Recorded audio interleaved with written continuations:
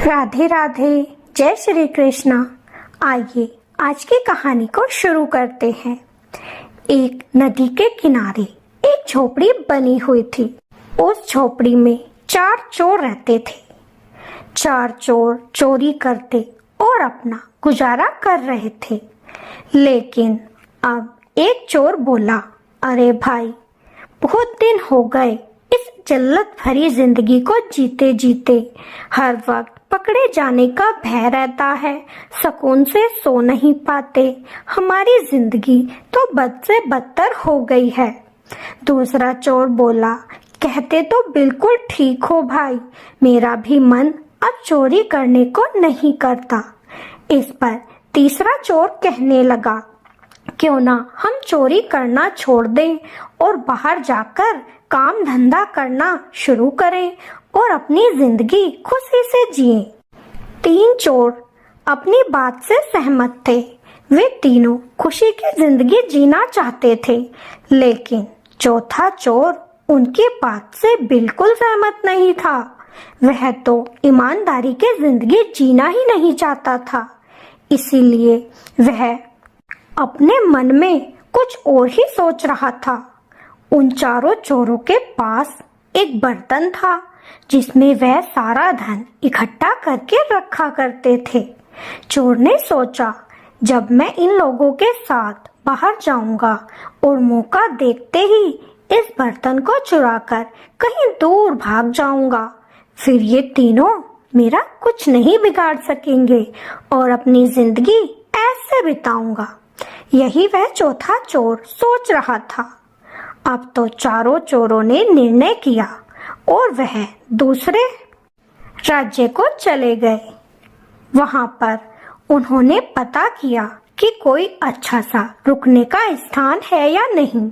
उन चोरों को एक बूढ़ी माँ का घर दिखाई दिया। चारों चोर उस बूढ़ी माँ के घर चले गए और बूढ़ी माँ से बोले कि माई, हम चारों व्यापारी हैं और यहाँ पर व्यापार करने आए हैं। क्या हमें किराए पर कमरा मिल सकता है? बूढ़ी माई भी अकेली रहती थी और उसके पास 2-3 कमरे खाली भी पड़े थे। इसीलिए उसने खुशी खुशी उन्हें वहाँ रहने को कह दिया। बूढ़ी माई ईमानदार औरत थी, उसे धन का कतई भी लालच न था। चारों चोर ये बात जान चुके थे। इसीलिए उन तीनों चोरों ने कहा, माई, ये हमारा पैसों से भरा बर्तन है। जब हम यहाँ से वापस जाएंगे तो आपसे यह बर्तन ले लेंगे। तब तक आप इसे संभाल कर रखना।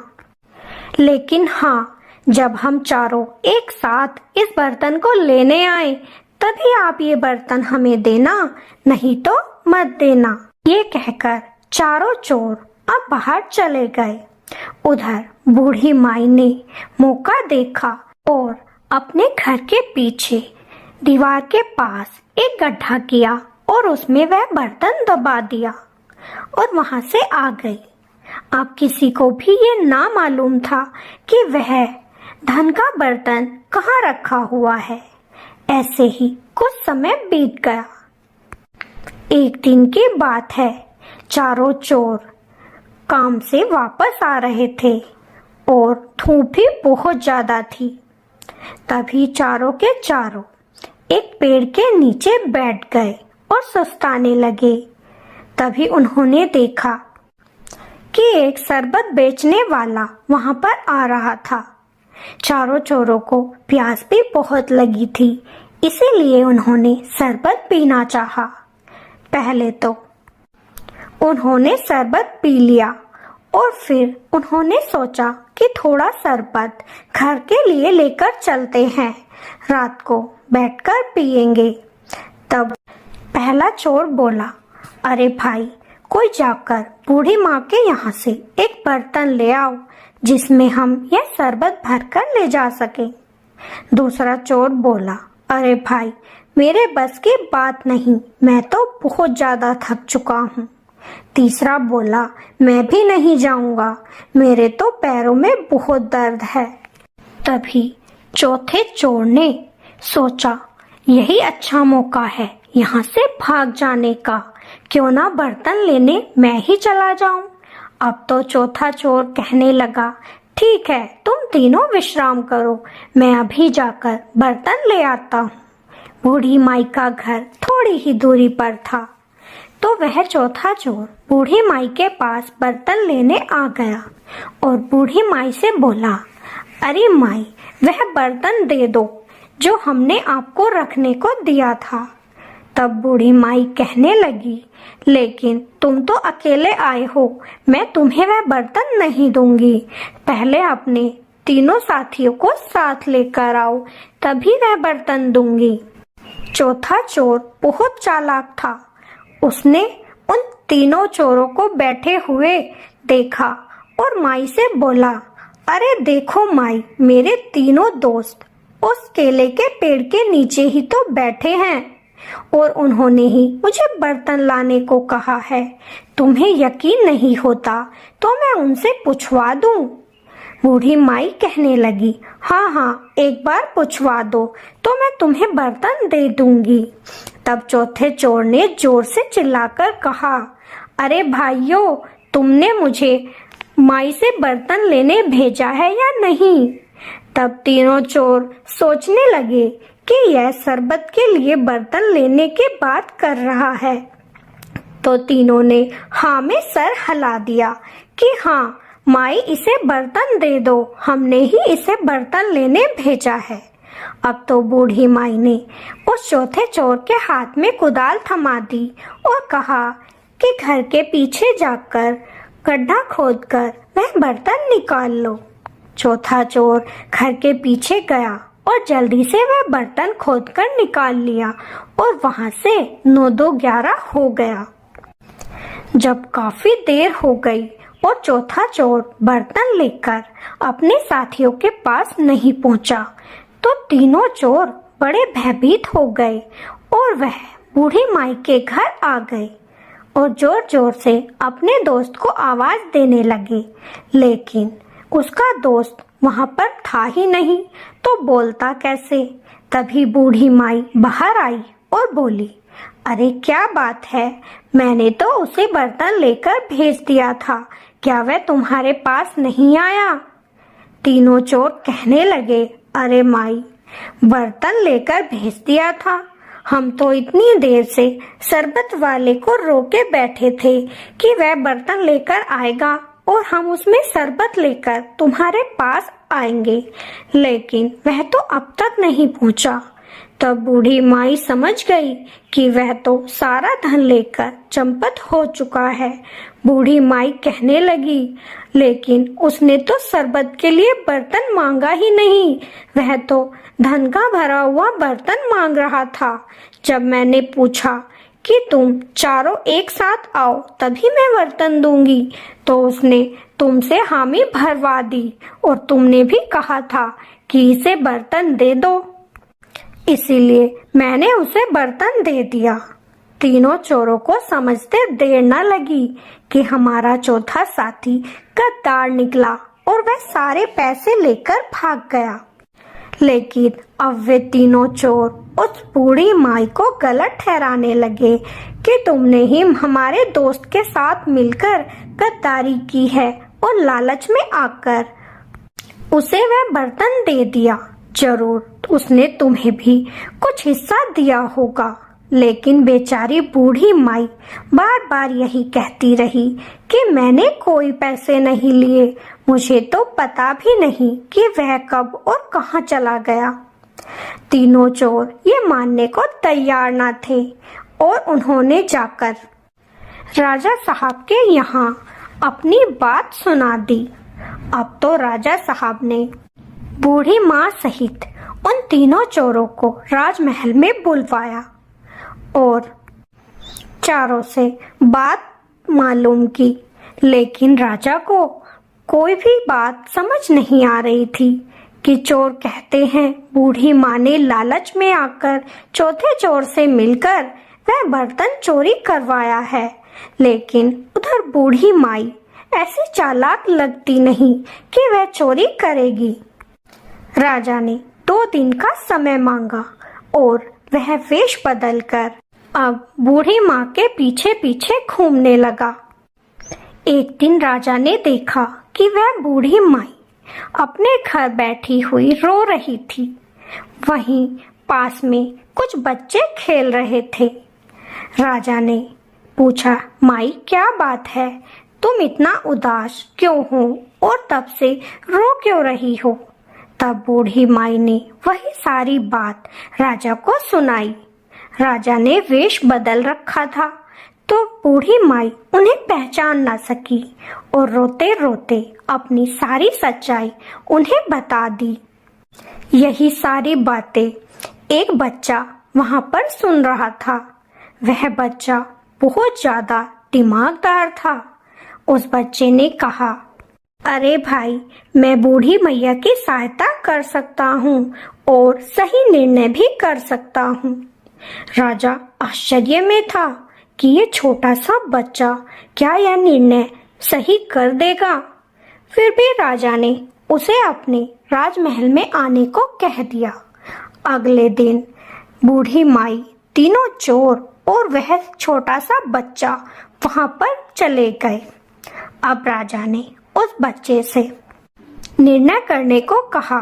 तब वह छोटा बच्चा उन चोरों से कहने लगा, तुम्हारी बूढ़ी माई से क्या बात हुई थी? तब तीनों चोर बोले, हमने इस बूढ़ी माई से कहा था कि ये बर्तन हमें तभी देना जब हम चारों चोर एक साथ तुमसे बर्तन लेने आएंगे, लेकिन इन्होंने उसे हमारे बिना ही वह धन का बर्तन दे दिया।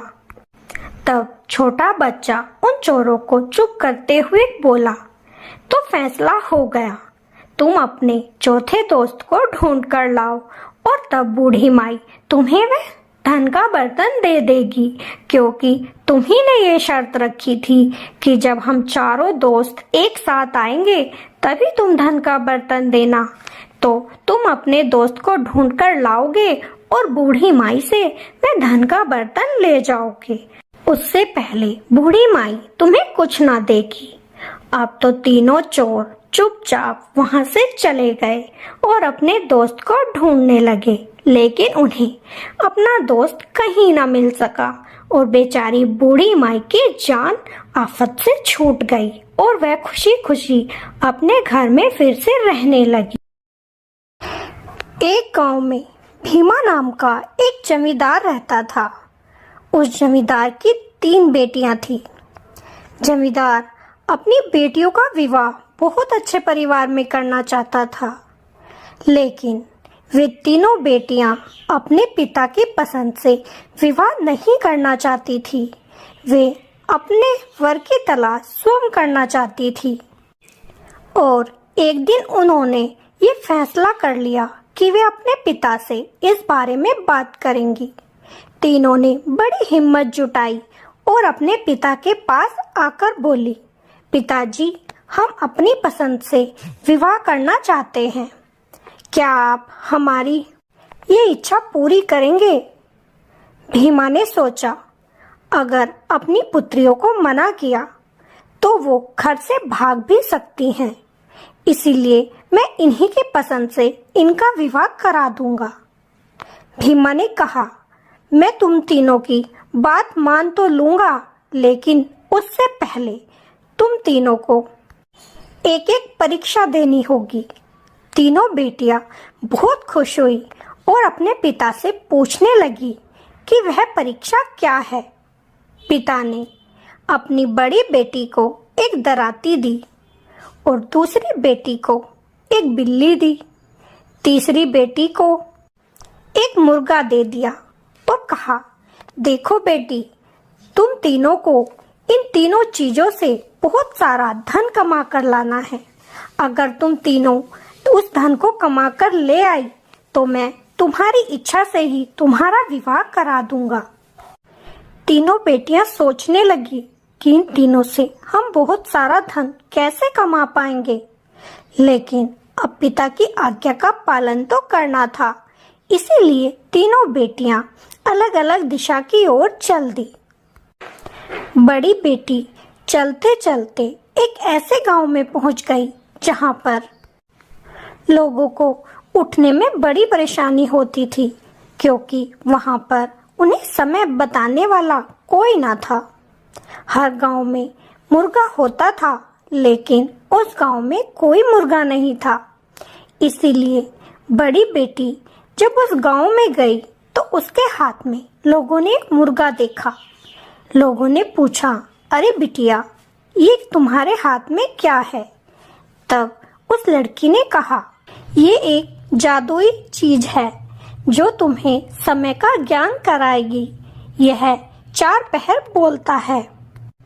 लोगों ने जब ऐसी जादुई चीज देखी तो वे बड़े खुश हुए और लड़की से बोले, अरे हमें भी तो दिखाओ कि यह कैसे जादू करता है। तब वह मुर्गा पहली पहर बोल उठा, दूसरी पहर फिर से बोला, तीसरी पहर हुई तो भी वह मुर्गा बोलने लगा, और जब सुबह हुई तो वह मुर्गा फिर से बोल उठा। लोग ये देखकर बहुत खुश हुए कि यह तो हमें समय का ज्ञान करा देगा। लोगों ने कहा, अरे बिटिया, यह चीज तो तुम हमें दे दो, हमारे बहुत फायदे में आएगी।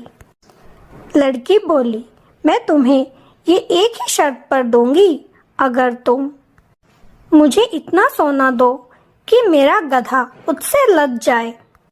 लोगों को उस मुर्गे की कीमत बिल्कुल सही लगी और उन्होंने सभी ने बहुत सारा सोना इकट्ठा किया और लड़की को एक गधे पर बांधकर वह सारा सोना दे दिया। लड़की बहुत खुश हुई और वह अपने पिता के पास जाने को तैयार हो गई और जल्दी ही वह अपने घर आ पहुंची। उधर दूसरी बेटी घूमते घूमते एक ऐसे गांव में जा पहुंची जहां पर लोग दराती के बारे में जानते तक न थे। वे अपनी फसलों को हाथ से ही उखाड़ते थे, जिससे उन्हें उखाड़ने में बड़ी परेशानी होती थी। लड़की ने जाकर जब फसल को काटना शुरू किया तो सभी लोग उसे देखकर हैरान हो गए कि अरे वाह, ये तो बड़ी ही जादुई चीज है, जल्दी से ही सारी फसल को काट देती है। सभी कहने लगे, अरे बिटिया, यह सामान तो तू हमें दे दे, हम इसकी कीमत तुझे बहुत अच्छी देंगे। लड़की ने कहा, ठीक है, अगर तुम मुझे मुंह मांगी कीमत दोगे तो मैं यह चीज तुम्हें दे दूंगी। सभी ने लड़की से पूछा, तुम्हें क्या चाहिए? लड़की ने कहा, मुझे बहुत सारा सोना चाहिए, अगर तुम दे सकते हो तो ये चीज मैं तुम्हें देकर चली जाऊंगी। सभी ने उस चीज का मूल्य सही समझा और उसे एक बोरा भरकर सोना दे दिया। अब तो लड़की खुशी खुशी अपने पिता के पास आ गई। अब तीसरी बेटी और सबसे छोटी बेटी, वह भी उस बिल्ले को लेकर इधर उधर घूम रही थी। घूमते घूमते एक ऐसे नगर में जा पहुंची जहां पर चूहों का आतंक मचा हुआ था। वहां पर बिल्ली के बारे में कोई जानता तक नहीं था। जब उस बिल्ले ने इतने सारे चूहों को देखा तो वह उन पर टूट पड़ी। ये सब देखकर उस नगर के ग्रामवासी बड़े हैरान हो गए और मन ही मन खुश भी बहुत हुए कि यह तो बड़ी ही जादुई चीज है, यह हमारी समस्या का निवारण जरूर कर देगी और हमें इन चूहों से छुटकारा दिलवा ही देगी। अब तो सभी गांव वाले उस नगर के राजा के पास जा पहुंचे और राजा से कहने लगे, राजा साहब, एक लड़की एक जादुई जानवर लेकर आई है। वह जानवर हमारी इन चूहों की समस्या को पल में सुलझा सकता है। अगर आप कहें तो हम उससे वह जादुई चीज खरीद सकते हैं। राजा ने उस लड़की को अपने राजमहल में बुलवाया और उससे वह जादुई जानवर देखने को कहा। लड़की ने उस बिल्ले को तुरंत राजमहल में छोड़ दिया। पलक झपकते ही वह बिल्ला इधर उधर चूहों पर कूद पड़ा और उसने थोड़ी ही देर में न जाने कितने चूहों को मार डाला। ये देखकर राजा भी बहुत प्रसन्न हुआ। उसने सोचा, ये जादुई चीज तो बहुत ही कीमती लगती है, हम इसे अपने पास ही रख लेंगे और इससे हमारी समस्या का निपटारा भी हो जाएगा। राजा ने कहा, बेटी बताओ तुम्हें इसके बदले क्या चाहिए? लड़की ने कहा, जो आप चाहें वो दे सकते हैं। राजा को उसकी कीमत बहुत ज्यादा लगी, इसीलिए राजा ने बहुत सारे हीरे, मोती, सोना, चांदी, जवाहरात सब कुछ भरवा कर एक घोड़े पर लदवा दिया और लड़की को देकर भेज दिया। लेकिन जब लड़की वहां से जा रही थी तो उस राजा के बेटे ने उस लड़की को देख लिया। वह लड़की देखने में बहुत सुंदर थी, इसीलिए वह लड़का उससे प्यार कर बैठा और जाकर अपने कमरे में लेट गया। उसने न खाना खाया न पानी पिया, बस उसकी यादों में डूबा रहा। घोड़े वाली लड़की बड़ी प्यारी सी लड़की। राजा को जब ये बात पता चली तो वह अपने बेटे के पास गया और उससे सारी बात मालूम की। लड़का बोला, घोड़े वाली लड़की बहुत प्यारी सी लड़की, उससे विवाह होगा तो बचूंगा, नहीं तो मर जाऊंगा। राजा को समझते देर न लगी कि यह जरूर उसी लड़की के बारे में बात कर रहा है जो हमें बिल्ला देकर गई है। राजा ने पहले तो अपने बेटे को बहुत समझाया, लेकिन उसका बेटा नहीं माना। तब राजा ने अपने सैनिकों को आदेश दिया कि जाकर उस लड़की के पिता को यह संदेशा दे दो। इतना सुनते ही सैनिक उस गांव में पहुंच गए और जाकर भीमा से मिले। उन्होंने भीमा से कहा, आपकी छोटी बेटी से रतनगढ़ राज्य के राजा का लड़का विवाह करना चाहता है। अगर आप सही समझें तो राजा से आकर मिले। भीमा ये जानकर बहुत खुश हुआ कि मेरी बेटी से एक राजकुमार विवाह करना चाहता है।